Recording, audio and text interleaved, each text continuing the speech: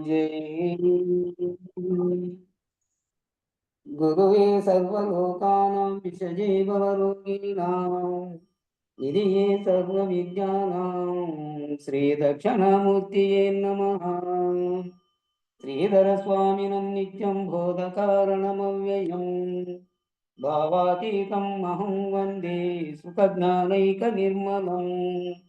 वन्दारुजनमन्दारं वन्दे हन्तनिरन्तरम् रामडुगु वंशजं शुद्धं शिवरामाख्यदीक्षितम् बृहद्वादिष्टसिद्धान्तं पूर्णब्रह्मोपदेशिका श्रीवेङ्कटेश्वर योगीन्द्रं सद्गुरुभ्यो नमो नमः। आत्मानात्मतीतमनिशं केवलात्मोपदेशिकम् श्रीवेमलरामय्यार्य योगीन्द्रं सद्गुरुभ्यो नमो नमः।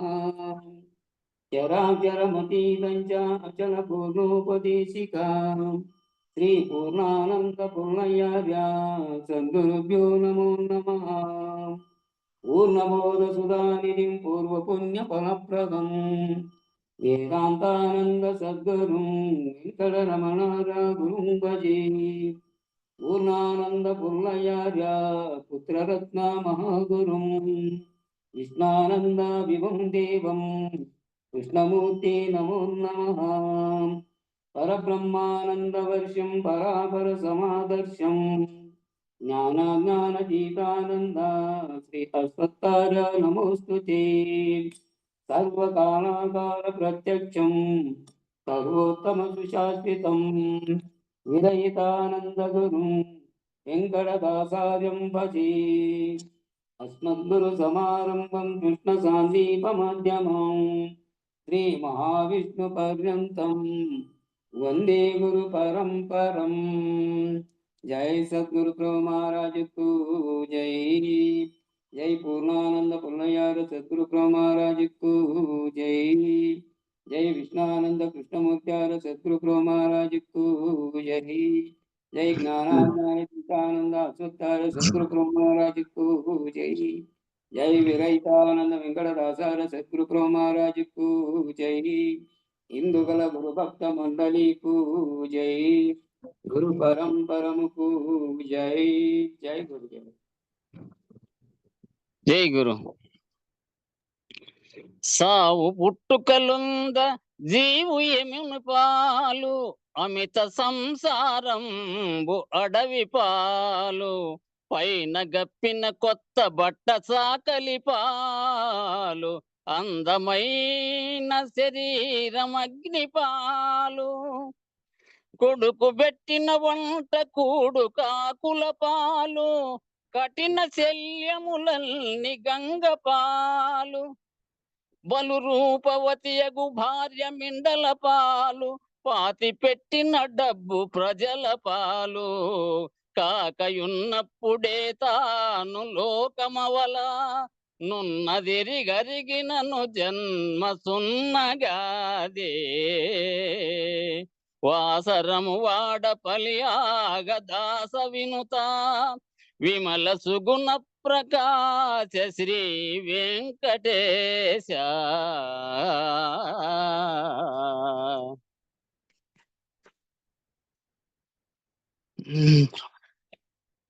పూర్ణస్యావాహనం కుత్ర సర్వాధారస్య శాసనం స్వచ్ఛస్య పాద్యమర్గం చ శుద్ధస్యాచమనం కుతః నిర్మలస్య కుతో స్నానం వస్త్రం విస్మోదరస్య చ నిరాలంబస్యోపవీతం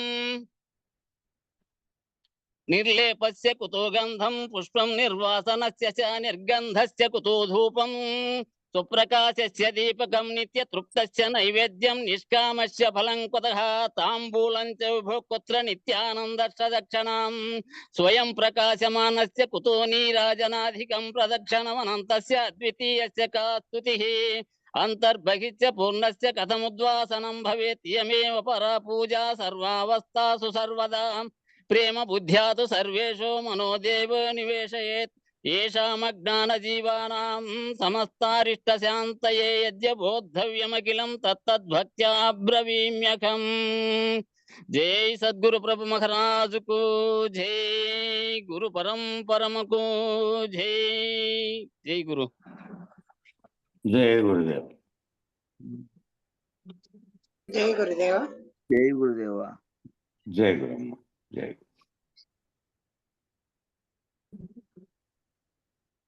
సీతన్న.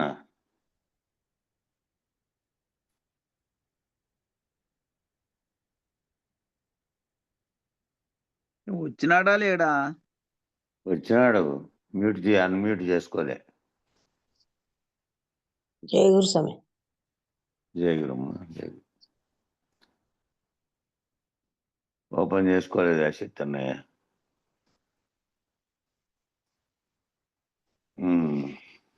ఏం బాగుంది చెప్పండి స్వామి. ఎవరో ఉండేవాళ్ళు ఒకరు పద్యం చెబుతారు.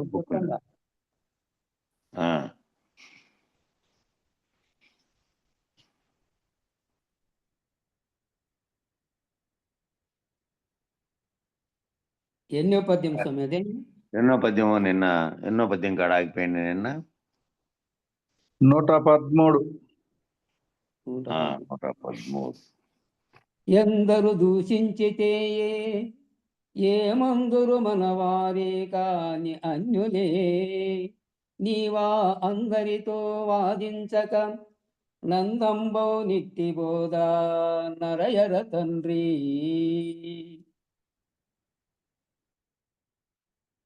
శిష్య, ఎందరు దూషించితే ఏమి, వారును మనవారే కదా. వారికి మనకు గల వ్యత్యాసం ఏమనగా, వారు గుర్తెరిగే ఎరుకను నమ్మి దాని ప్రభావాన్ని గుర్తెరుగుటే మోక్షమని తలంచుతున్నారు. ఎందరు ఏ విధంగా విమర్శించని దూషించని వాళ్ళకి తెలియకపోవడం వల్ల వాళ్ళు ఏం చేస్తున్నారంటే, మనవారే అయినప్పటికీ కూడా వాళ్ళకు మనకు ఉండే వ్యత్యాసం ఏమిటంటే, వారు ఏం చేస్తున్నారంటే గుర్తెరిగే ఎరుకను నమ్మి దాని ప్రభావాన్ని గుర్తెరుగుటే మోక్షమని తలస్తున్నారు. గుర్తెరిగే ఎరుక దేనివల్ల తెలియబడుతోంది అంటే, సూక్ష్మ స్థితిలో ఉన్నటువంటి మూలంలేని గుర్తెరిగే శరీరం అని చెప్పబడుతున్నటువంటి దీని అంతటికీ కారణ వస్తువుగా ఉన్నటువంటి ఆత్మనే భావిస్తున్నారు వాళ్ళు. దాన్ని దర్శించడం, దాన్ని తెలుసుకోవడమే మోక్షము. ఆ స్థితిలో తాను శరీరము నామరూపాత్మకమైనటువంటి పేరు పెట్టిండే ఈ శరీరంగా ఉండేది కాదు, ఆత్మగా ఏదైతే ఉన్నదో సర్వవ్యాప్తమై ఈ దేనిలో నుంచి సర్వం పంచభూతాత్మమైన ప్రపంచం అంతా ఉద్భవించిందో దాని గురించి తెలుసుకొని నేను ఆత్మస్వరూపుణ్ణి ఆత్మసాక్షాత్కారంతో సాక్షిత్వ స్థితిలో ఉండడము అని అద్వైతంలో చెప్పినట్టుగా అట్లా దాని ప్రభావాన్ని నమ్మి దాన్ని అదే మోక్షమని అనుకుంటున్నారు. కానీ దాంట్లో నుంచి ఉత్పన్నమైనటువంటి జగత్తుగా అది కారణ వస్తువుగా ఉంటే, నేను దేహం కాదని ఒకవేళ దీంతో చేయకపోయినప్పటికీ కర్తృత్వంగా ఉన్నటువంటి దానికి కారణమైనటువంటి జ్ఞానం చేతనే నువ్వు కర్తృత్వం వహించి చేసినటువంటి కర్మల వల్ల వచ్చినదే ఈ జన్మగా భావించాలి. అలా చేసినప్పుడు ఏమవుతుందంటే, ఈ చెప్పినటువంటి ఈ సాక్షిగా ఉంటే దాని రహితం అయితే తప్ప మళ్ళీ జన్మరహితం కాదు. కానీ మనం ఏం చేస్తున్నామంటే, ఈ గుర్తెరిగే ఎరుక కర్మకు కారణమై, గుర్తెరిగే ఎరుకే గుర్తెరిగే ఎరుకే జ్ఞానం. ఆ జ్ఞానం చేతనే కర్మ అనేది చేస్తున్నాం. కాబట్టి ఆ కర్మకు కారణమై ఉన్నది ఏది అంటే గుర్తెరిగే ఎరుక. బయలందు జన్మమరణములు పొందుతున్నదని ఎరిగి, ఈ బయలుకు నిమిత్తం లేకుండా, బయలు స్వతసిద్ధంగా, బయలు ఎట్టి చలనము లేకుండా, బయలు దేనికి కారణం కాకుండా ఉన్నటువంటి స్థితిలో బయలు ఉంటే, అందులోనే ఇది లేకనే వచ్చినటువంటి కేవలం తోస్తున్నటువంటి ఇది ఎరుక ఈ జనన మరణాలు పొందుతూ ఉంది. మూలం లేకుండానే వచ్చి పోతూ ఉంది. దీన్ని ఎరిగి దీన్ని విచారణ చేసి, దీన్ని గురుముఖత విచారణ చేసి, ఆ గుర్తెరిగే దేహానికి బయలు మూలం లేదని ఎరిగి, ఆ గుర్తెరుగుతున్నటువంటి చైతన్యమే ఆత్మ, మరొకటి కాదు. వస్తువు రూపంలో ఉండదు. అది సూక్ష్మ స్థితిలో ఉండి సర్వవ్యాప్తమై దీన్ని బ్రహ్మాండాన్ని అంతటినీ కల్పించడానికి కారణమైండేది అది. అన్ని జీవుల్లోనూ ఆ చైతన్యం. అది దాంతోనే ఈ కర్మలు చేసి దాంతోనే మూలం లేకుండానే ఈ దేహానికి వస్తుంది, జన్మించి మళ్ళీ పోతుంది. కాబట్టి దీనికి ఆ మూలము లేదు, ఆ బయలందు మూలం లేదని ఎరిగి ఈ గుర్తెరిగే ఎరుకను వదిలితే జనన మరణములు బాపుకొన్నట్టే. గుర్తెరిగే ఎరుక ఉన్నంత కాలం జ్ఞానం చేత కర్తృత్వం వహించి కర్మలు చేస్తున్నంత కాలం జన్మలు జరుగుతూనే ఉంటాయి. కాబట్టి ఈ గుర్తెరిగే ఎరుక రహితం కావాలి. ఎరుక రహితమైతే నువ్వు కర్తవు కావు, కర్తృత్వ రహితమవుతుంది. అప్పుడు కర్తృత్వ రహితమైతే నువ్వు చేసే కర్మను నేను చేస్తున్నాననే భావనతో నేననే అహం చేత చేయబడేది కాదు. నేను లేకుండా చేస్తున్నట్టు నేననే దానితో భావం చెందకుండా చేస్తున్నటువంటి కర్మగా ఉంటుంది. కాబట్టి నీవు అందరితో వాదించక, వాళ్ళందరితోనూ వాదించాల్సిన పనిలే, వాళ్ళకి మళ్ళీ నిరూపించాల్సిన పోటీ పెట్టలే ఇది. ఇక్కడ ఏం జరుగుతుందంటే ప్రతి ఒక్క దాంట్లోనూ వస్తున్నటువంటి వివాదాలతో కారణం ఏంటంటే వేదాంత బోధలో వేరు వేరే చోట్ల వివాదాలు రావడానికి కారణం ఏంటంటే ఎవరెవరికి తోచింది, ఎవరెవరికి ఎంత దూరం వరకు లోతు వరకు అర్థమైందో వాళ్ళు వివరిస్తారు. మన బోధలైనా వాళ్ళ బోధలైనా వాళ్ళ బోధలో ఉండే వాళ్ళను మీది తప్పు మాది కరెక్టు వాళ్ళు వాదిస్తారు. వాళ్ళు వాదిస్తే సరేనైనా మీది కరెక్ట్ కాదు, ఇదిగో మాది ఇది మా భావన, దీన్ని పోగొట్టుకుంటే దీన్ని పోగొట్టుకోవాలి అంతే తప్ప దీన్ని తీసుకుపోయి నేనే బ్రహ్మనని చెప్పి నువ్వు ఎంత మహావాక్య విచారణ ద్వారా తెలియబడిందేదంతా అవసరమే. ఎందుకంటే వ్యక్తి తన దేహం నామరూపాత్మకంగా కనబడితే అవయవాలతో కూడుకునే శరీరమే నేనని అనుకుంటాడు. కాబట్టి ఆ శరీరంలోనే ఆ శరీరం అనే ఆవరణలో ఉండి నడిపిస్తున్న చైతన్యం ఒకటి ఉన్నది. అది సర్వవ్యాప్తమైన జీవులన్నింటిలోనూ ఉన్నది. దాన్ని విచారం చేసుకొని మళ్ళీ నువ్వు ఏ విధంగా నువ్వే ఈ సృష్టికి కారణమైన వస్తువుగా ఉన్నావు అంటే నువ్వు అంటే నీలో ఉన్నటువంటి ఆ గుర్తెరిగే ఎరుకే ఈ జడ పదార్థంగా కనబడేటువంటి నామరూపాత్మక దేహం కాదు అని ఆ తెలుసుకోవడానికి విచారణ ద్వారా అక్కడి వరకు వెళ్ళిన తర్వాత వాళ్ళు అది పెట్టారు. మనము దాని కాదు, ఈ ఎరుక రహితం అయితే తప్ప నీకు జన్మరహితం కాదు అని చెప్పాం. అని చెప్పే వరకే. ఆ చెప్పి ఎవరైతే మన దగ్గరికి వచ్చి గురువుని ఆశ్రయించారో ఇక వాళ్ళకి ఎంత కష్టమైనప్పటికీ కూడా ఎన్ని రకాలుగా చెప్పాలో అన్ని రకాలుగా వివరించి చెప్పొచ్చు. కానీ వాదించే వాళ్ళకి చెప్పాల్సిన పని ఏముంది? అట్లా కాదు ఇట్లా అని వాదించాడు. సరే నీది నిజమే, నీ వరకు నీది నిజమే అనుకోపో అని చెప్పారు. వాళ్ళకి ఎరిగించి అదంతా వాదించి చెప్పాల్సిన పనిలే. కాబట్టి అందరితో వాదించక ఈ అచల పరిపూర్ణ భావ పద్ధతి ఎరిగి నిన్ను నీవు వదిలి ఉండుము అంతే చాలు. నిన్ను నీవు సంస్కరించుకోగలిగితే నీ మనసులో తెలుసు నేననేటువంటి పలుకుతున్నటువంటి గుర్తెరిగే ఎరుక అనేది మూలం లేకుండానే వచ్చింది. ఎప్పటికీ స్వతసిద్ధమైనటువంటి పరిపూర్ణ బయలనేటువంటిది ఉన్నది ఎప్పటికీ. అందులోనే ఈ విశ్వమంతా కూడా మూలం లేకుండా వచ్చి పోతోంది. అందులో వచ్చి నేను అనేది కూడా అందులో వచ్చిపోతోంది. కాబట్టి దాంట్లో దానికి ఏ సంబంధము లేకుండా మొన్న చెప్పినట్టు జలదికి ఏ సంబంధము లేకుండా జలచరములు వచ్చినట్టు పోతున్నట్టు నేను కూడా వచ్చిపోతున్నాను అనేది ఎరిగి నాకు స్థానమే అందులో లేదు. కాబట్టి నేనని గుర్తెరుగుతున్నదే లేదు. లేకుండా ఉన్నప్పుడు నేను ఉన్నప్పటికీ నేను ఊరికే చూస్తున్నటువంటి స్తంభించిన వాడు ఏ విధంగా ఉంటుందో చలనం లేకుండా అటువంటి అచల స్వరూపుణ్ణై ఉంటాను. ఏ దానితోనూ తాదాత్మ్యం చెందకుండా ఇతరులతో వాదించే అవసరము లేదు నాకు అనేటువంటి స్థితిలో ఉంటాడు. తనను తాను పరిపూర్ణుడై ఎరిగి ఉంటాడు. తను తాను వెంకటేశ్వర చదువుతావా చదవల్లా? చదువు. అదే నిన్ను పిలిస్తే అప్పుడు కింద మ్యూట్ తీసేసుకోలే, అందుకని వెంకటేష్ చదివింది. చదివితే మాటలే. కోపమే పాపం అనబడు, కోపమే అహంకారమనుచుకొని ఆడబడుచున్ కోపమే తాపం వనబడు, కోపమే మృత్యు వనబడును కుటిల విరహిత.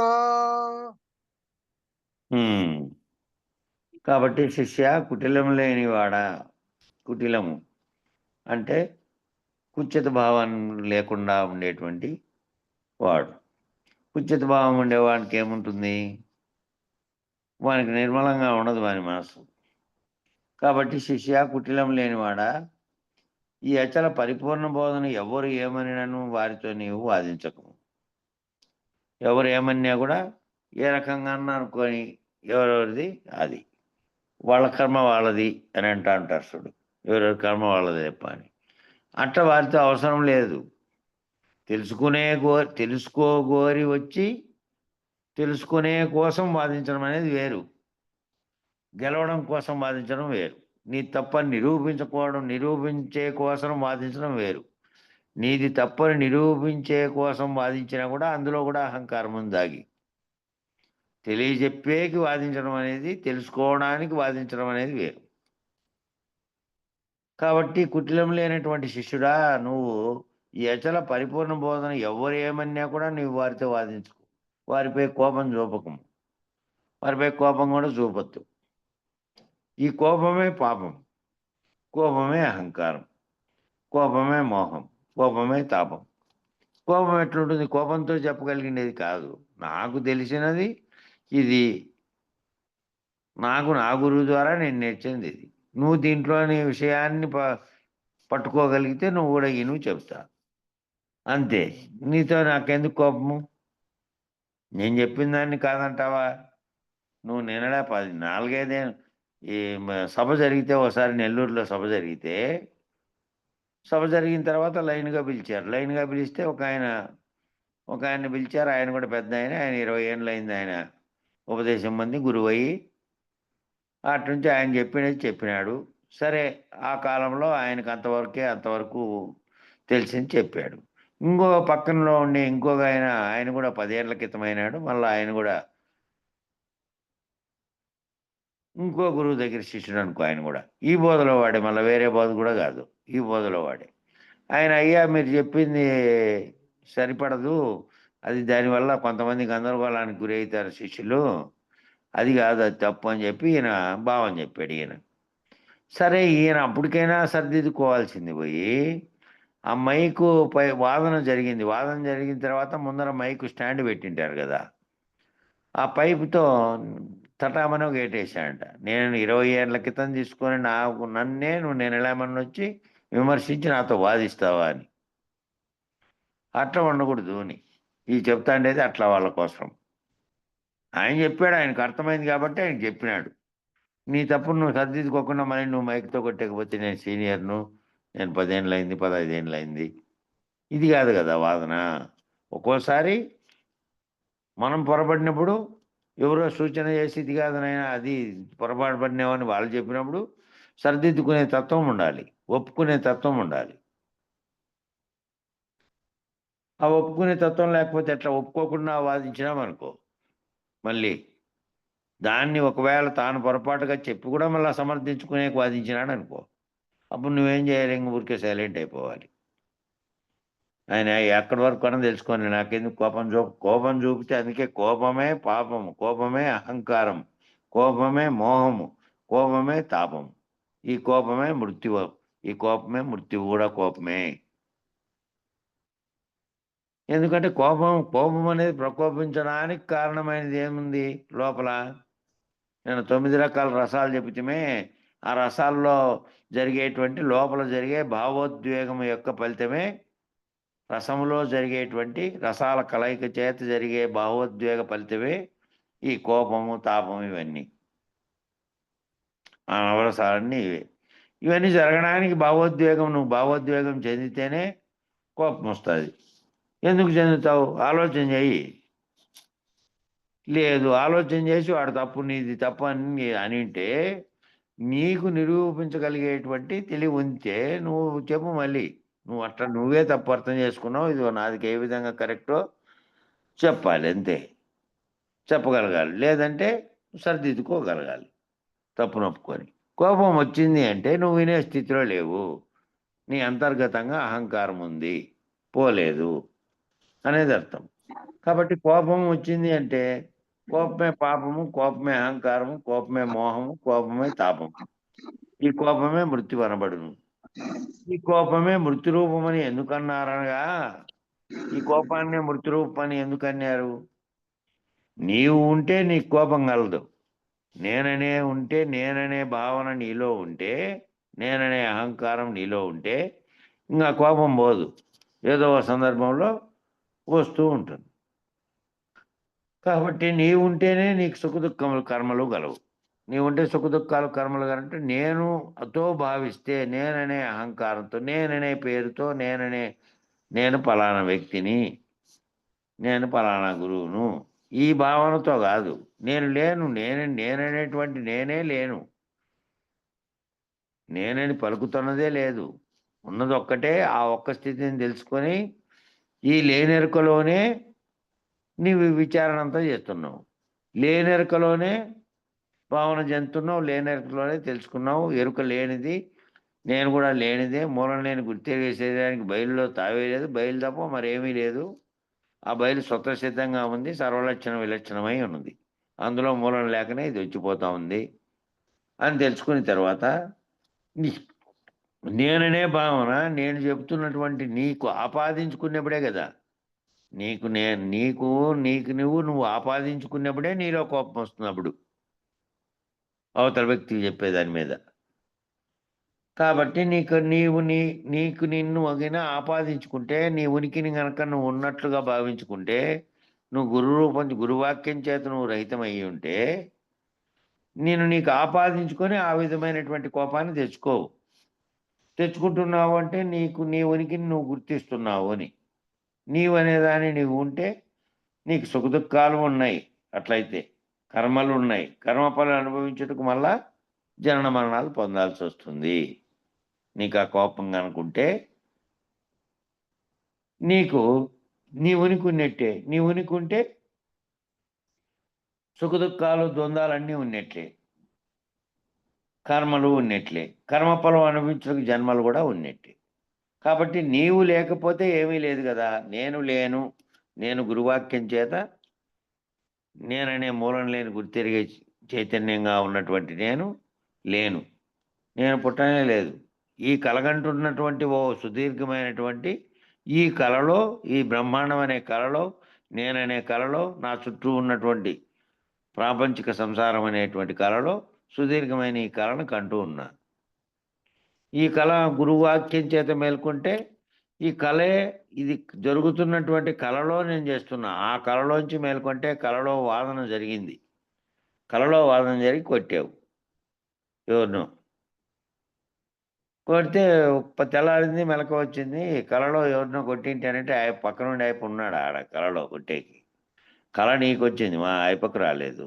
మీరిద్దరు ఎదురు పడినట్టుగా నీకు కళ వచ్చింది. కానీ కొంతమంది వ్యవహారికంలో కూడా అట్లా చేస్తూ ఉంటారు. దానికి ఒక ఉదాహరణ చెప్పాలంటే, నేను డిగ్రీ పరీక్షలు రాసేకి ప్రైవేట్గా అప్లై చేసిపోయినా కదా. శ్రీరాములు రూమ్లో పోతే కృష్ణదేవరాయ యూనివర్సిటీలో కదిరి దగ్గర ఒక అబ్బాయి, హుసేన్ అనే అబ్బాయి, వాళ్ళ తండ్రి వచ్చినాడు ఆ రోజు. ఇంకొక అబ్బాయి ఉండేవాడు, వాళ్ళ తండ్రి వెంకటరెడ్డి అని. వాళ్ళ ఊర్లో పార్టీలు ఉన్నాయి, ఫ్యాక్షన్ పార్టీలు. పక్కన పడుకున్నారు. ఈ వెంకటరెడ్డి అనే ఆయనకు వాళ్ళ ఊళ్ళో జరిగిండే ఫ్యాక్షన్ గొడవల్లో ఏదో కల వచ్చింది రాత్రి. కల వస్తే అతను స్వాభావికంగా నిద్రలో కలగంటారు కదా, నిద్రలో కలగని పక్కనుండే ఈ హుసేనప్పల్ల అనే తండ్రిని కొట్టాడు. అందులో లైట్లు వేసి మేల్కొని ఏమిటంటే వాడు పొడిచేకి వచ్చినాడు వీడు అన్నాడు. ఎవరు అయిపోయి నువ్వు చూసి ఒకసారి లైట్లు గుర్తు చేసుకో అంటే అప్పుడు కళలోంచి బయటకు వచ్చి, అరే కళ వచ్చింది నాకు, మర్చిపోయినా అన్నట్టు. కళలో కంటున్నటువంటి కళలో కానీ కళ వచ్చింది. ఆ కళలోంచి లేచి చూస్తే నిజానికి పక్కన ఊరైప పరిచయమే లేదు. ఆయన కళలో వచ్చిన వేరే అయిప, ఈయన పక్కన పడుకోండి అయిపోయాను అనుకుని కళలో వచ్చిన వ్యవహారాన్ని వ్యవహారికంగా చేశాడు, మార్చినాడు. అట్లా నిజానికి మేల్కొని చూస్తే లేదు కదా. కళలో కూడా కోపం వచ్చి ఆ కోపాన్ని పక్కనుండే వాని మీద ప్రదర్శించే ప్రయత్నం చేసినాడు. అట్లా ఈ కళ, ఆ కళలోంచి మేల్కుంటానే కళ లేదు అనేది తెలిసిపోయినట్టుగానే గురువాక్యం చేత ఈ కళను మేల్కొల్పుకోండి, ఈ కళలోంచి పోండి, జాగ్రత్త అనే జరుగుతున్నటువంటి ప్రపంచపు కళ, ప్రపంచం అనే భ్రాంతిలోంచి ఈ కళలోంచి మేల్కొంటే నీకు ఇంకా ఈ నేననే ఉనికి ఎక్కడ ఉంటుంది? కోపం ఎందుకు వస్తుంది? దీనికే కదా వస్తున్నది. కాబట్టి నేను లేను, సర్వవేళలా నేను లేను. సర్వవేళలా జరుగుతున్నదంతా వ్యవహారంలో జరుగుతున్న కళలో ఓ కళని కని ఆ కళలోనే ఈ సర్వ వ్యవహారములు నేను చేస్తున్నా అనే భావనతో ఉంటే ఈ కోపం వచ్చేది రాదు. కాకపోతే నీవు అనేటువంటి నేననే ఉనికి లేకపోతే నీకు ద్వంద్వములు లేవు. ద్వంద్వములు లేకపోతే జ్ఞానకర్మలు లేవు, సుఖదుఖములు లేవు.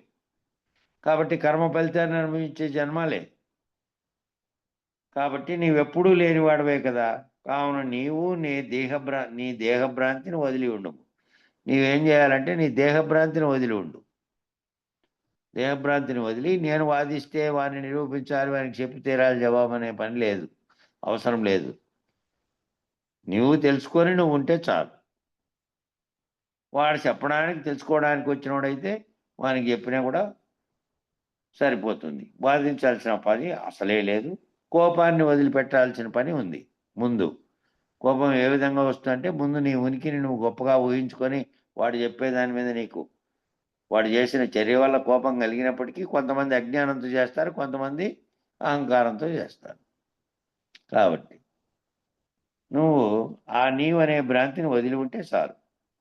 నీవు లేని యుక్తిని సాధిస్తే నీకేమో కోపతాపాలతో పని లేదు.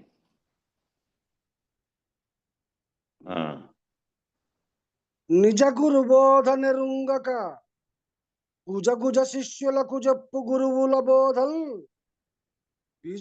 భుజగ విశోపమగు సుమి సుజనౌఘము మెచ్చదట్టి శుద్ధిని పట్టి. శిష్య, ఏ గురుడైతే తన బోధల చేత శిష్యునికి పరిపూర్ణ ఎరుకలను ఎరిగించి శిష్యుని ఎరుక అణచివేయునో ఆ గురువే సద్గురువు. ఏ గురువు అయితే తన బోధల చేత ఈ రెండింటిని ఎరిగించి పరిపూర్ణము ఎరుకలను ఎరిగించి, పరిపూర్ణం ఎరిగించడానికి అంత సులభమైనది కాదు. ఆయన అవగాహన చెందిండేది కూడా చాలా కష్టమైనదే ఇది, పరిపూర్ణం ఎరిగించడం అనేది. ఎందుకంటే అది సృష్టి జరగకముందు నుంచి జరిగినా పోయినా ఉన్నటువంటి అప్పటికీ ఉంది, కానీ లక్షణాలు మాత్రం లేవు. ఏ లక్షణము చెప్పడానికి ఆపాదించడానికి ఏ రకమైనటువంటి ఏది తెలియబడాలన్నా కూడా తెలియబడేదానికి ఓ తన్మాత్ర ఉండి ఆ తన్మాత్ర చేత శబ్దస్పర్శ రూపరసగంధాలతో ఏదైనా సరే దాన్ని ఆస్వాదించి తెలుసుకోగలిగే స్థితిలో ఉంటాయి మిగతావన్నీ కూడా. పరిపూర్ణం మాత్రం అట్లా తెలియజేయడానికి ఉండదు. అది బయలు స్వరూపంగా ఉన్నది. దానికి ఏ రకమైనటువంటి నామరూపాత్మకమైనటువంటి స్థితి లేదు, లేదా ఇతర తన్మాత్రల చేత గుర్తించబడే తత్వము కాదు, లేదా మన ముందున్నటువంటి ఖాళీ బయలుగా ఉన్నటువంటి ఆకాశంగా ఉన్నటువంటి దానితో పోల్చడానికి కూడా ఎందుకు లేదంటే అది అవకాశం ఇచ్చినటువంటి స్థితి ఉంది కాబట్టి అది అన్ని వస్తువులు అందులో ఉన్నాయి. అది ఆస్కారం కలగజేసింది. దాంట్లో కూడా ఓ తన్మాత్ర ఉంది. బయలు స్వరూపంగా ఉన్నప్పటికీ ఆకాశం అనేది బయలుగా ఉంది, శూన్యమే అది కూడా. అందులో నుంచి ఇవన్నీ ఏర్పడినాయి కాబట్టి ఏర్పడడానికి కారణమైందే కాక మళ్ళీ శబ్దం అనేటువంటి తన్మాత్ర అందులో ఉంది. ఏ తన్మాత్ర లేనటువంటిది ఇది పరిపూర్ణం అనేది. కాబట్టి ఎరిగించడానికి ఆ ఎరగబడేటువంటి ఆ వివరణ అంతా ఎట్లుండాలి అంటే ఊహాత్మకంగా ఉండి తాను ఊహాత్మకంగా దాన్ని గుర్తెరగలిగినటువంటి గురువు చేత చెప్పబడినటువంటి తాను కూడా ఆ భావాన్ని తెలుసుకోగలిగినటువంటి గురువై ఆ గురువు మళ్ళీ శిష్యునికి ఆ విధంగా ఎవరైతే పరిపూర్ణమును వివరించినా అది ఊహతో గుర్తెరగల. దానికంటే అన్నిటికంటే ముందు ఏమిటి అంటే ఈ పరిపూర్ణమును ఎరిగించేదానికంటే ముందు ఎరుకను ఎరిగించేదే చాలా రకరకాలైనటువంటి భావనలు చెందుతున్నటువంటి ఎరుక అణగిపోవాలి అని అంటే తన ఉనికితో సహా తను అణిగిపోవాలి అంటే తాను జీవించి ఉన్నప్పుడే చచ్చిన వాడు వలె కావాలి అంటే ఎంత లోతుగా చెప్పినటువంటి ఎరుక గురించినటువంటి చేష్టలను గుర్తెరగడమే ముఖ్యమైనది. దీని విచారణే అత్యంత ముఖ్యమైనది. నేను పలుకుతున్నటువంటిది ఏదైతే ఉన్నదో చైతన్య స్థితిలో నీలో ఉండి శరీరం అనే ఆవరణలోనే ఉంటూ ఇది స్థూలంగా ఉంటే దీనికి ప్రేరణ కలిగించడమే కాక దీంట్లో నేననే భావన కలగడానికి చుట్టూ ఉన్న దాన్ని గమనించి తాదాత్మ్యం చెంది దాన్ని అంతటిని నమ్మడానికి ఇదంతటికీ కారణమైనటువంటిదంతా ఎరుకే. దానితోనే ఈ జన్మకర్మలు కారణమయ్యేదే గాక మళ్ళీ ఈ సర్వమును తెలుసుకోగలిగిండే తెలివి అందులోని జ్ఞానాజ్ఞానములు 2 కలిసే ఉన్నాయి దాంట్లోనే. ఒక్కటే 2 కూడా. కాబట్టి ఎరుక అనే దాని విచారణే ఎక్కువ. ఎరుకను గురించి నువ్వు తెలుసుకొని ఎరుకను వదిలిపెట్టడం అనే ఎవరైతే శిష్యుని ఎరుక అణిచివేయునో, శిష్యుని యొక్క ఎరుకను తాను గుర్తెరిగి మళ్ళీ ఎరుక రహితమయ్యేటట్టుగా ఎవరు శిష్యునికైతే చేయగలుగుతారో ఆ గురువే సద్గురువు. శిష్యుని ఎరుక నిలిపే గురువు, ఆ శిష్యుని ఎరుక రహితం చేయగలిగినటువంటి గురువు.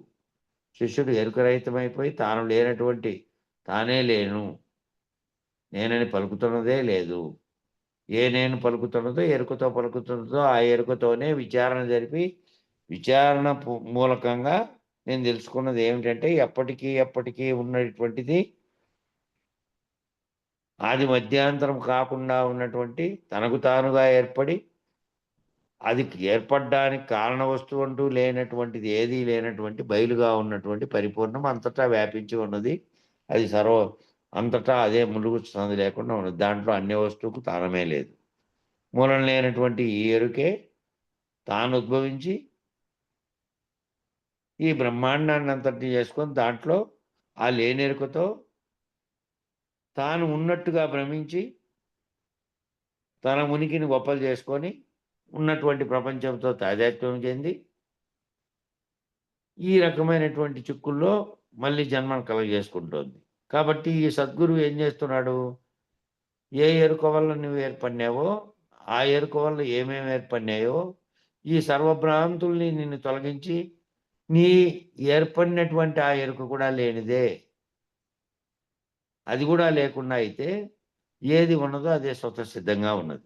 కాబట్టి ముందు నీకు పోవాల్సింది అంటే గుర్తెరిగే ఎరుక మూలం లేనిదని, దాని ద్వారా నేనని పలుకుతున్నటువంటి వస్తువే లేనిదని, అది కలగంటోందని, కలలో వస్తువులు ఏ విధంగా మేల్కొంటే లేవో అట్లా ఈ జగత్ అనేటువంటి కళ నేననేటువంటిది కంటోంది ఎరుక ద్వారా.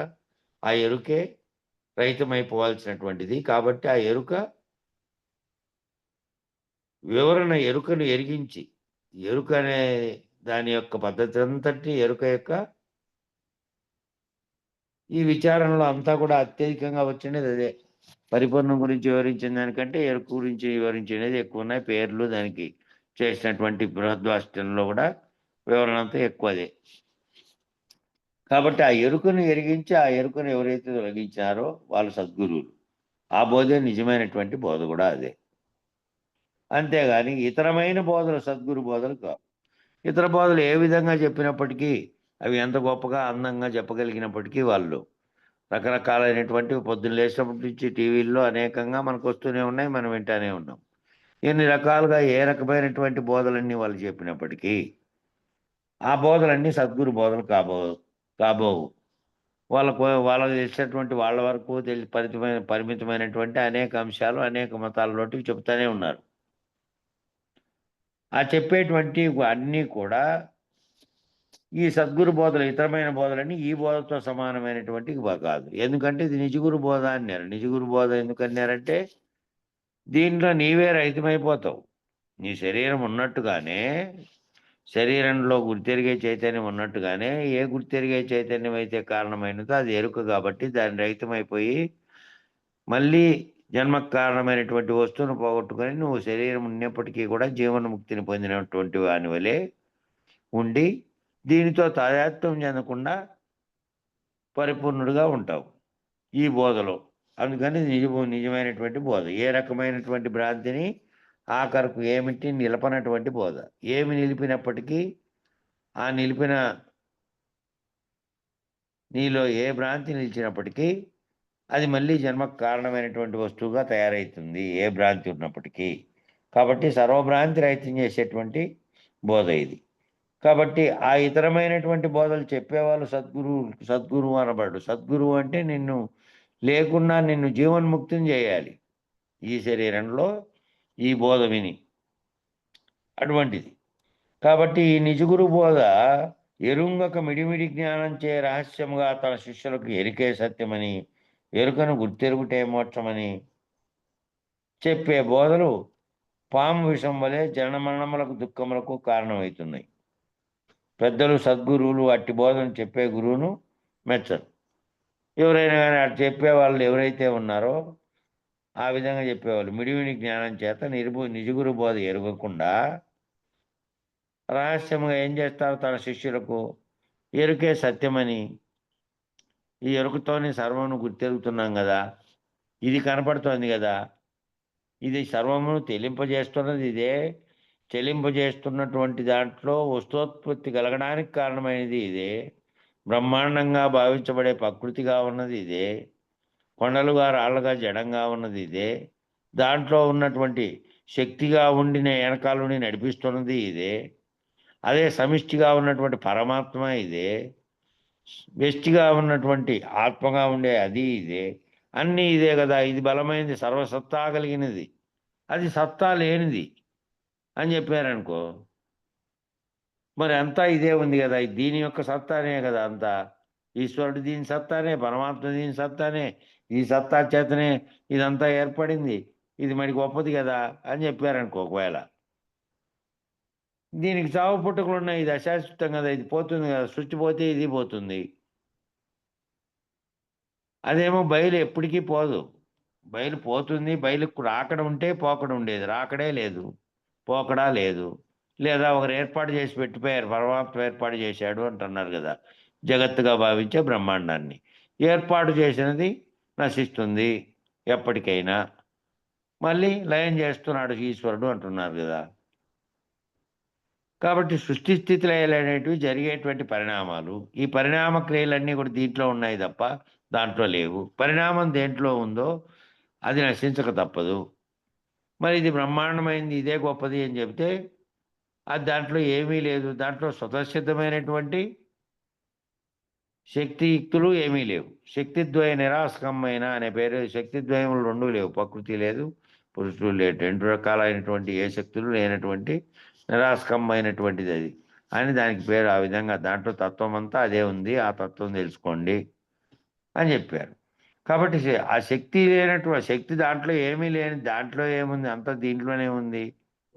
కాబట్టి దీంట్లో పరమాత్మ ఉన్నాడు, దీంట్లో శక్తివంతమైనటువంటి వాడు ఉన్నాడు అని చెప్పి దీని శక్తి అనుకుంటే ఈ శక్తి నశించేదే, మరి అది నశించనిది.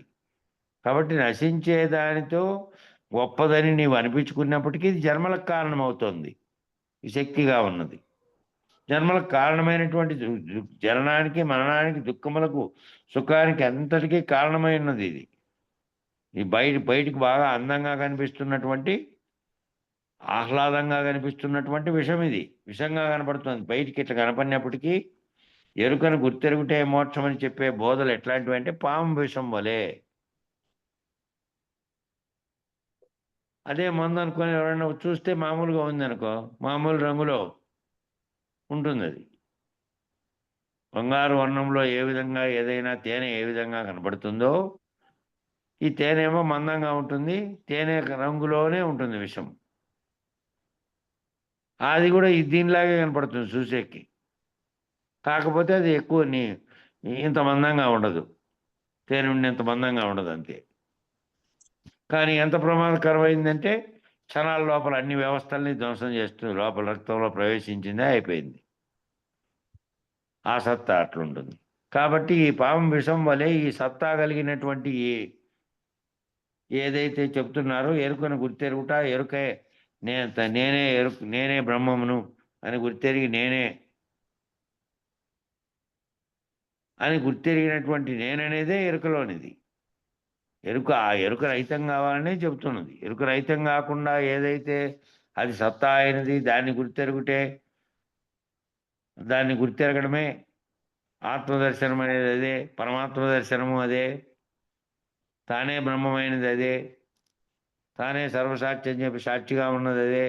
సాక్షిత్వం ఉన్నంతసేపు మళ్ళీ జన్మలు కలుగుతాయి. కాబట్టి దాని సర్వదుఃఖములకు, జననములకు, మరణమునకు అన్నిటికీ కారణమైనది అది పాము విషం వంటిది. కాబట్టి దాన్ని వినకూడదు. దాన్ని విన్నప్పటికీ ఈ గురువు ఎవరైతే ఉన్నారో సద్గురువు, నీవు జీవించి ఉండగానే నీ ఎరుకను తొలగించి ఎరుక రహితపరిచి నేననేదే లేనిది అని తెలియబడి నిన్ను పరిపూర్ణుడిగా మార్చి నీకు నీ ఊహలో కూడా ఆ పరిపూర్ణం ఒక్కటే ఎప్పటికీ ఉన్నది. దానిలో వచ్చినటువంటి ఈ మూలం లేని గుర్తెరిగే ఎరుక లేనిది, లేకనే తోచినది. జాలికుడు వస్తువులను చూపించినట్టు తాత్కాలికంగా కనపడినట్టు కనపడినది.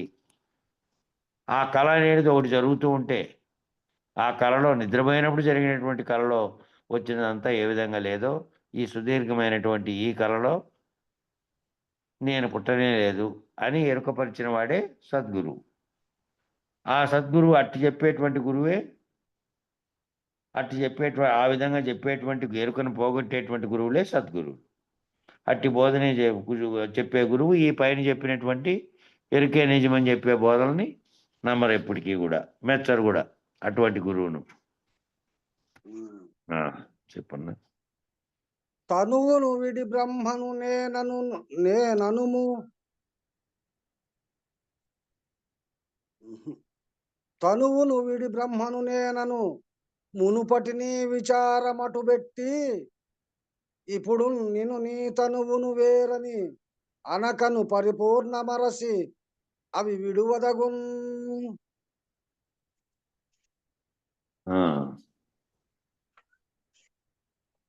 శిష్యునికి చెప్తున్నాడు 116 కందపద్యం 180 కందపద్యమునందు నేను ఒక్కటేనని వివరించి ఉన్నాను. ఇంతకుముందు ముందు జరిగిన దాంట్లో వచ్చింది మేనుల గురించి విచారణ ఆల్రెడీ 80వ దాంట్లో వివరించి ఉన్నాను.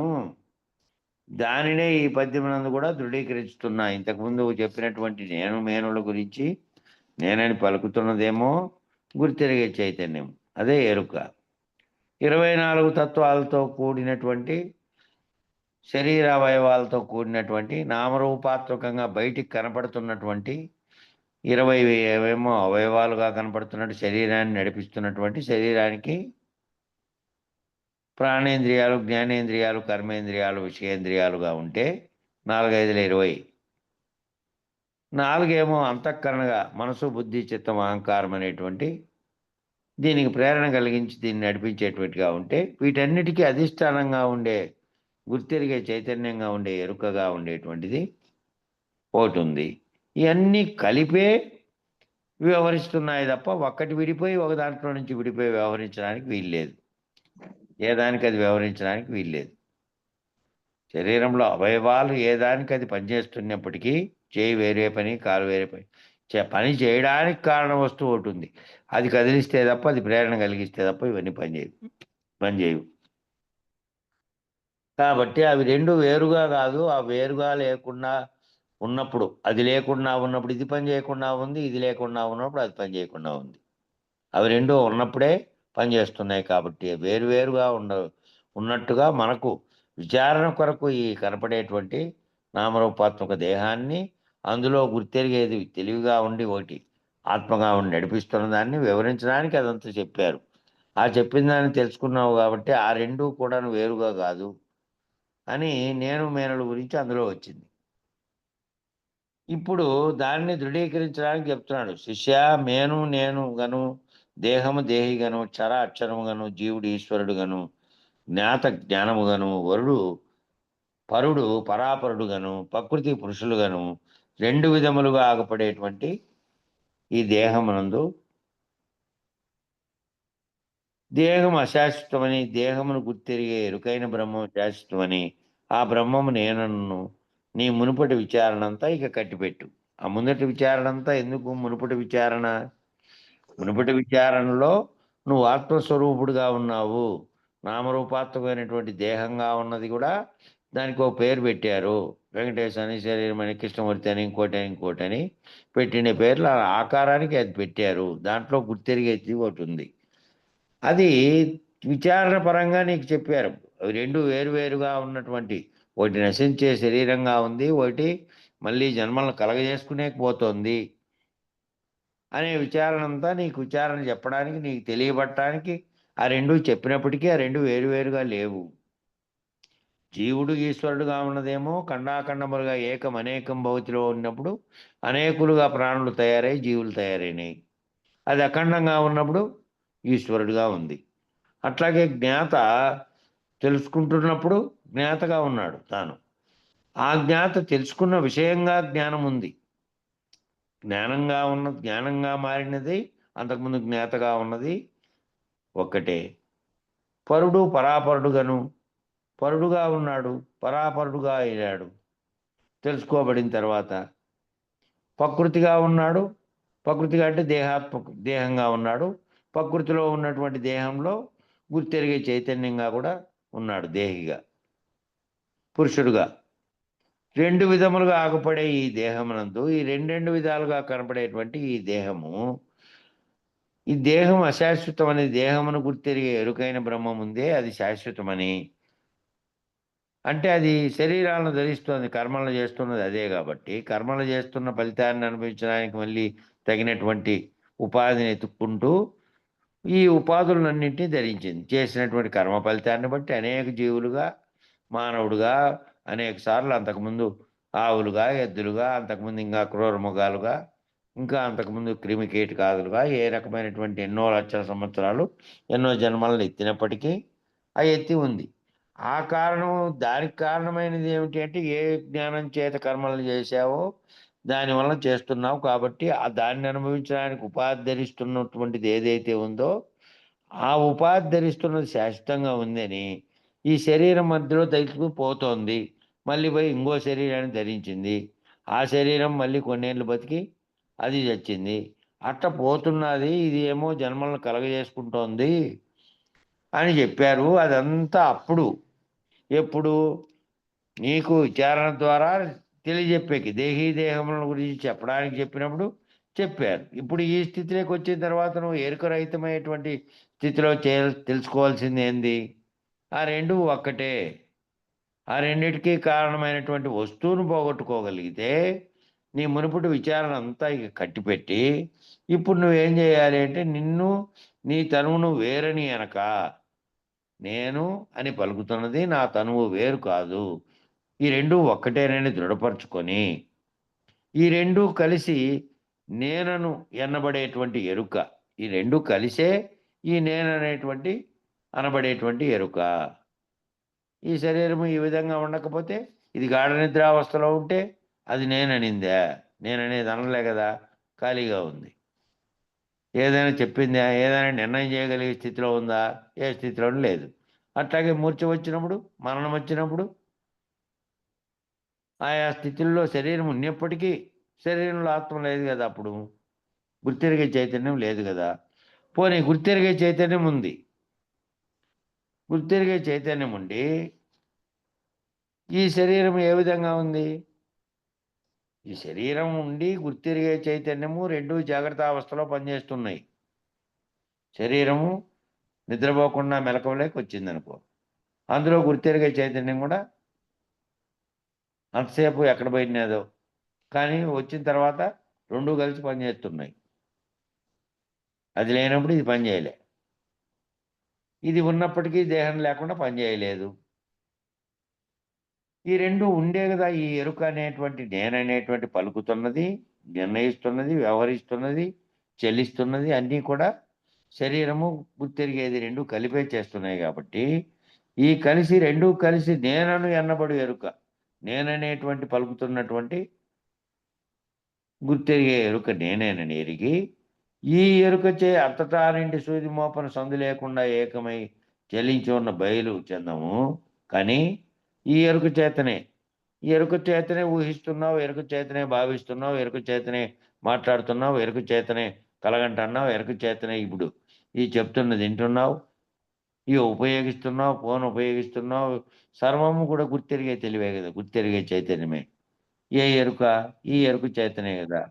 ఈ ఎరుక చేతనే విచారించి, ఈ ఎరుక చేతనే నీవు నీ దేహాన్ని గురించి విచారించావు. ఈ రెండిటికి కూడా మూలం లేని సూది గుచ్చడానికి కూడా సందు లేకుండా ఉన్నటువంటి, ఒక్కటిగా ఉన్నటువంటి, ఏకమై ఉన్నటువంటి, ఎప్పటికీ కూడా చలించకుండా ఉండేటువంటి, నిలిచి ఉన్నటువంటి ఆ బయలులో దీనికి ఏమాత్రం ఆస్కారం లేనిదని, ఇది నేను కంటున్నటువంటి కళ అని ఈ బ్రహ్మాండం అంతా. నీవు గనక లేకుండా అయితే అచల పరిపూర్ణ భావస్థితిని పొంది ఈ మేనరికలు రెండింటినీ వదిలి ఉంటే ఈ మేనులో చేరుకొని గుర్తిరిగే చైతన్యంగా ఉన్నది. మేను పోతుంది, మేను నశిస్తుంది. మరణం ఉంది కాబట్టి జననం వచ్చింది, దానికి మరణం ఉంది శరీరానికి. శరీరంలో గుర్తిరిగే ఎరుకే కర్మలు చేయడానికి, జన్మలు పొందడానికి కారణమైనటువంటి వస్తువు. దాన్ని పోగొట్టుకో. ఈ మేను ఉన్నప్పటికీ కూడా మేనులో ఉన్నటువంటి గుర్తిరిగే ఎరుకను రైతుపరచుకొని జీవన్ముక్తిని పొందిన వాడు ఎవరైతే ఉంటాడో వాడు ఎరుకను వదిలి ఉంటాడు. కాబట్టి ఇక మిగతా రకమైనటువంటి ఈ శరీరానికి వచ్చే చావును గురించి, దాని గురించి భ్రాంతి చెందేది కానీ, మళ్ళీ దీనికి ఇంకోటి కలగడానికి, మళ్ళా ఉపాధి ధరించడానికి కారణమైనటువంటి జన్మకు కలగడానికి కారణమైనది కానీ ఉండదు. తాను కర్మ అకర్తగా మారినటువంటి స్థితిలో ఉంటాడు. తాను వ్యవహరిస్తున్నప్పటికీ, పనులు చేసుకుంటున్నప్పటికీ తన పనులు తాను కర్తగా లేడు. తాను లేనటువంటి కలరహితమైనటువంటి స్థితిలో తాను చేస్తున్నటువంటి పనులు ఉన్నాయన్నట్టుగా ఉంటాడు. కళలో ఏ కళ, మామూలు కళలో అయితే అది ఈ జాగ్రత్తలో అనేటువంటి ఈ కళలో చేస్తున్నటువంటి పనులుగా భావించి ఉంటాడు. వివరణ కింద ఇచ్చాడు. శరీరము తాను ఒక్కటే, శరీరము నేను అనేది రెండు ఒకటే. కార్యకారణములకు భేదం లేదు. కారణంగా ఉన్నది కార్యరూపం ధరించింది, ఆ రెండింటికి భేదం లేదు.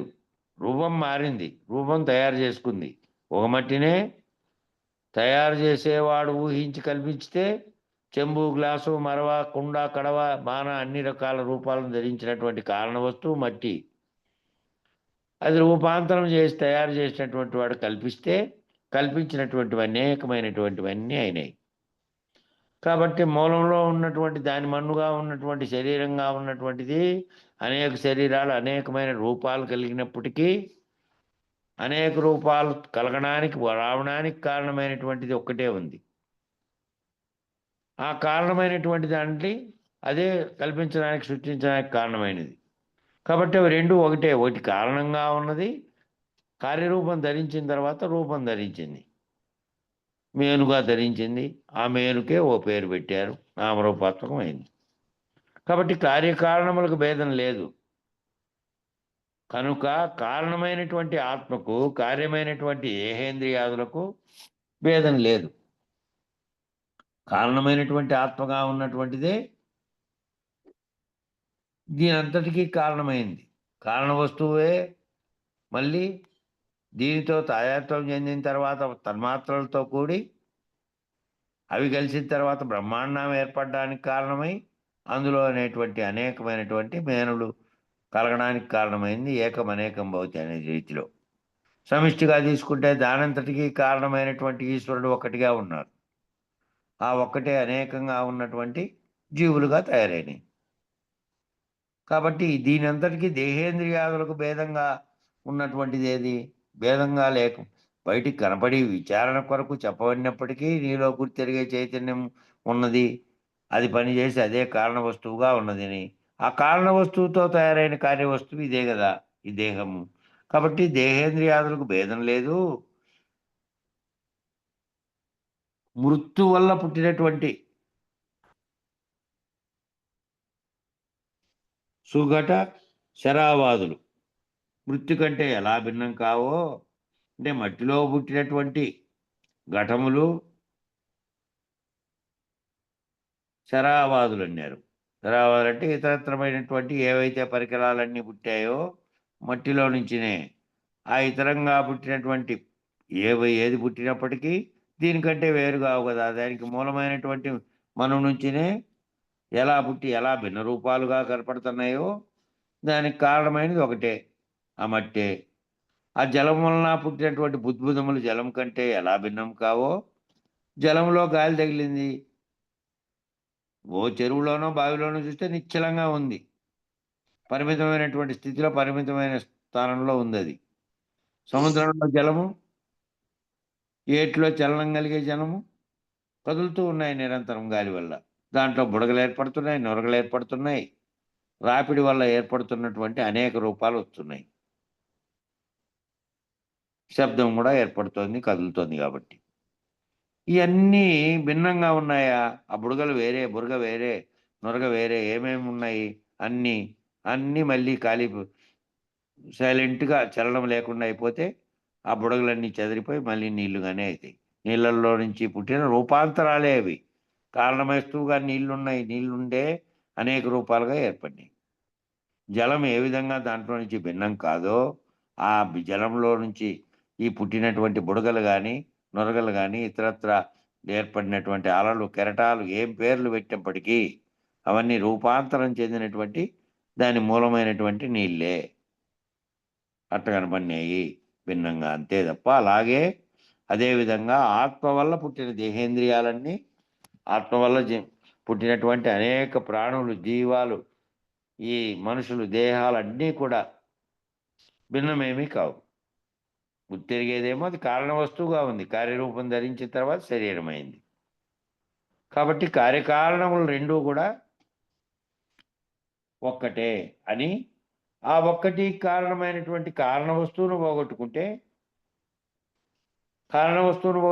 మళ్ళీ ఉపాధి ధరించేటువంటి కార్యవస్తువు లేదు. కార్యవస్తువు ఇప్పటికి అయితే ఏర్పడింది. ఈ కార్యవస్తువులో నుంచినే ఎరుక అనేది ఈ విచారణ అంతా చేస్తోంది. ఈ జన్మలోనైనా ఈ కార్యకారణాలను తెలుసుకొని మూలమైన గుర్తెరిగే ఎరుక పరిపూర్ణంలో ఎప్పటికీ లేనిదని, కలలో జరిగినటువంటి వస్తువుల్లాగే ఉన్నదని, ఈ ఏర్పడినటువంటి జగత్తు, నాతో కలిగినటువంటి బ్రహ్మాండం అంతా ఇంద్రజాలికుని వస్తువుల వలె విచారణ ద్వారా గురుకృప చేత నువ్వు తెలుసుకోని గనక కారణ వస్తువును పోగొట్టుకోగలిగితే, ఇప్పుడు ఈ దేహము ఇవి రెండు ఉన్నప్పటికీ ఈ ఈ ఉపాధి ఆఖరిదైతుంది. మళ్ళీ ఉపాధి రాదు ఇంకా. ఈ ఉపాధి లాస్ట్‌ది అయితుంది అప్పుడు. అట్ట తెలుసుకోగలిగితే. కాబట్టి ఈ రెండు ఒక్కటి. ఈ రెండిటికి స్థానం లేదు. పరిపూర్ణమే ఎప్పటికీ ఉన్నది. కాబట్టి ఆత్మ వల్ల పుట్టిన దేహేంద్రియాదులన్నీ ఇవన్నీ భిన్నం కావు. ఇవన్నీ ఒక్కటే. దీనంతటికీ కూడా మూలం లేని గుర్తెరిగే చైతన్యమే కారణం. దీనికి దాంట్లో మూలమే లేదు, బయలులో స్థానము లేదు అని గుర్తెరిగి గురువాక్యం చేత తాను లేకుండా పోతే ఇంకా అదే ఇంకా ముక్తి. ఈ అర్థమందు సందేహం లేదు. ఈ అర్థంలో ఏ రకమైన సందేహం లేదు. పరిపూర్ణ బోధ సిద్ధాంత శిరోమణిలో ఎరుక దేహ వైలక్షణ నిరసన అనేది ఉందంట. పరిపూర్ణ బోధ సిద్ధాంత శిరోమణిలో ఇచ్చినాడని చెప్పారు. ఈ పరిపూర్ణ బోధ సిద్ధాంత శిరోమణి కూడా మనం చదివేశాము ఆల్రెడీ ఇంతకుముందు ఒకసారి. ఇప్పుడు దాని మీద మళ్ళీ వ్యాఖ్యాన గ్రంథం రాబోతోందంట. త్వరలో వచ్చిన తర్వాత, ముద్రణ అయిన తర్వాత చూద్దాం దాని సంగతి. దాంట్లో వివరణంగా ప్రోద్వాసిష్టాన్ని మళ్ళా వివరించి, మళ్ళా కొత్తగా పదాలు అవే అయినప్పటికీ వివరణాత్మకంగా ఎట్లా రాశారో అట్లా దీన్ని సంస్కృత పద్ధతిలో ఉంది కాబట్టి అది పదాలన్నీ దాన్ని మార్చి రాస్తున్నారనేది తెలిసింది. అది వచ్చిన తర్వాత అది కూడా మళ్ళా రావచ్చు. దాంట్లో చెప్పినటువంటి అంశమే ఈడ ఉటంకించినాడు. ఇందాక చెప్పిన పద్యంలో చెప్పినటువంటి కార్యకారణాలుగా ఉన్నటువంటి మేనులుగా ఉన్నటువంటి వస్తువులను వివరించినారని ఇందులో ఎరుకపరిచినారు మనకు. చెప్పన్నా. సరిపోయింది సమయము. ఇంకా అక్కడికి ముగించిందాం. సరే, చదవడం వద్ద పద్యము చదివిండు కానీ ఇంకా రేపు చెప్పుకుందాం దాని భావం.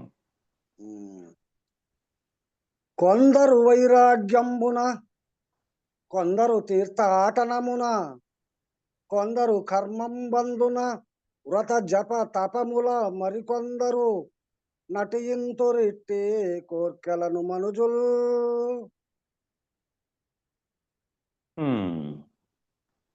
ఈ విధంగా ఎవరెవరు వైరాగ్య భావంతో ఉంటూ కూడా మళ్ళీ ఆ వైరాగ్యం దీని యందు కనపరిచినప్పటికీ మళ్ళా కొన్ని రకాలైనటువంటి తీర్థాలు చూడాలనేది, జపతపాలు చేయాలనేది, ఇవన్నీ కూడా వైరాగ్యం కలిగితే సర్వము తానే లేకుండా పోయినటువంటి వైరాగ్యం కలిగినటువంటి మనబోధ లాంటిది అయితే నేను పోగొట్టుకునే వైరాగ్యం ఇది. ఈ వైరాగ్యంలో తీర్థాటనలు చూడాలి, యజ్ఞయాగాదులు జపతపములు చేయాలి, లేకపోతే ఇవన్నీ చేసేటువంటి కొన్ని కోరికలు కలిగి ఉండేటివి మళ్ళీ ఎటువంటిది అంటే మళ్ళీ కొన్ని పనులను చేయిస్తుంది మళ్ళా. కాబట్టి అట్లాంటిది కాదు ఇది. దాని గురించి వివరణ రేపు చెప్పుకుందాం మళ్ళీ. ఈ పద్యం దగ్గరే సమయం సరిపోయింది. మంగళం చెప్పండి. జై సద్గురు బ్రహ్మ మహారాజుకు జై. మంగళం మహానుభావ మంగళం పరమ ప్రభు మంగళం పరిపూర్ణ రూప మంగళం గురుగణ విభు మంగళము నీకు గురువర మంగళమో పాయి పాయి ముని జన వినుత మంగళము సుజన రక్షక మంగళమో దేవదేవా మహనీయ గనుమి మంగళారతి మదినందు కొనుమి మంగళమిస్తిమి మహదంకారంబోను బంగారమను హృదయ పళ్ళెరామున నుండి నింగే నేలకు నెలగుచుండెన నెరుకనే కర్పూరమునుగొని మంగళారతి మిస్తిమికమే మానుకొందుము ఎరుక చేష్టలు మహనీయ గునుమి మంగళహారతి మదినందు కొనుమి మంగళం గురుదేవాయ మహనీయ గుణాత్మని సర్వలోక చరణ్యాయ సాధు రూపాయ మంగళం మంగళం మంగళం. జై సద్గురు బ్రహ్మ మహారాజుకు జై. జై వెంకటాంబ సమేత శ్రీ పూర్ణానంద పుల్లయ్యార సద్గురు బ్రహ్మ మహారాజుకు జై. జై లక్ష్మీ సమేత వేదాంతానంద వెంకటరమణార సద్గురు బ్రహ్మ మహారాజుకు జై. జై కల్పమాంబ సమేత శ్రీ విష్ణానంద కృష్ణమూర్త్యార సద్గురు బ్రహ్మ మహారాజుకు జై.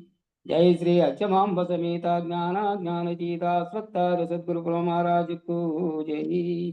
జై శ్రీ లక్ష్మీ సమేత వీరైతానంద వెంకటదాసార సద్గురు బ్రహ్మ మహారాజుకు జై. ఇందుగల గురు భక్త మండలికు జై. గురు పరంపరముకు జై. సర్వం సద్గురు చరణారవిందార్పణమస్తు. సర్వే జనా సుఖినో భవంతు. ఓం శాంతి శాంతి శాంతి. జై సద్గురుదేవ. అందరికీ నా ద్వాదశి నమస్కారం. జై.